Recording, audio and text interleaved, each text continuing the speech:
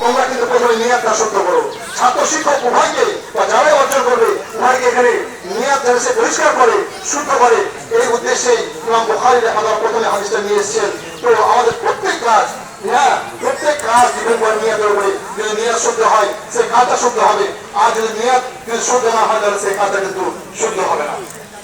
Number 4 যেটা আমি আমার পয়েন্ট তুলে ধরার চেষ্টা করছি, সেটা হচ্ছে আমরা যে জীবটা কোরবানি দিচ্ছি বা যে জীবটা কোরবানি দেবো সেই জীবটা আমাদের হালাল উপার্জন থেকে হতে হবে। যদি কারো হারাম উপার্জন থেকে কোরবানির জীব ক্রয় করা থাকে, কেনা থাকে, তাহলে কিন্তু সেই জীবের কোরবানি আল্লাহর দরবারে কবুল হবে না। এই দলিল আমি আপনাদের দিচ্ছি কিছুক্ষণ পরে।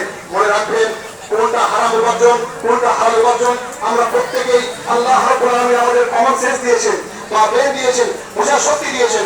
আমরা মশলা মশায় শুনছি কোনটা হালাল কোনটা হারাম, তো আমাদের সেটা লক্ষ্য করে আমাদের কোরবানি জীবটা ক্রয় করতে হবে।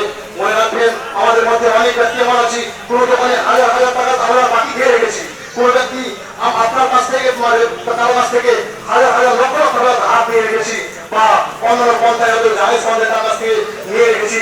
নেওয়ার সময় তো খুব কাগজ নিয়ে নিয়েছি, কিন্তু যখন সময় হয়ে যাচ্ছে টাকা পরিশোধ করার, তখন আপনার কাছে যখন সে ব্যক্তি আসছে টাকা চাইতে, তখন আপনি তাকে চোখ লাগিয়ে বলছেন তোর কি টাকা আমি খেয়ে নিয়েছি বা কত টাকা দিয়ে রেখেছিস ইত্যাদি। তাকে বারবার তাকে বারবার ফিরানো হয়। মনে রাখবেন এই কাজ করে কোরবানি দেওয়ার চেষ্টা করবেন না।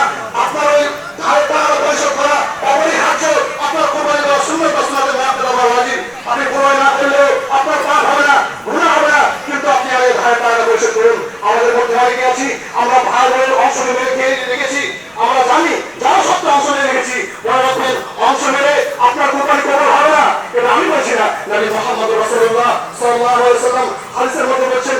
আরো অন্যান্য পন্থায় কারো জমি আছে, আমি জমি খাচ্ছি বা কারো জমি অন্যায় ভাবে আমি নিয়ে নিয়েছি, সে আমি দেখতে পাচ্ছি যদিও কাগজ আমার নামে আছে, কিন্তু সঠিক মানে জায়গাতে সে ব্যক্তির জমিটা পাওয়ার অধিকারী বা সে যোগ্য, কিন্তু তাকে দিচ্ছি না। এ দুনিয়ার আমার টাকার জোরে বা গায়ের জোরে হোক, মনে রাখবেন এভাবে কুরবানি হবে না।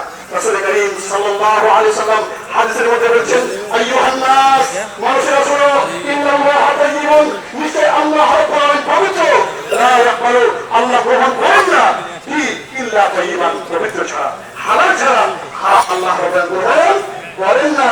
ওয়া ইন্নাল্লাহা আমারাল মুমিনিনা বিমা আমারা বিহিল মুরসালিন, এবং নিশ্চয় আল্লাহ রাব্বুল আলামিন মুমিনদেরকে সেটাই আদেশ দিয়েছেন যেটা আদেশ আল্লাহ রাব্বুল আলামিন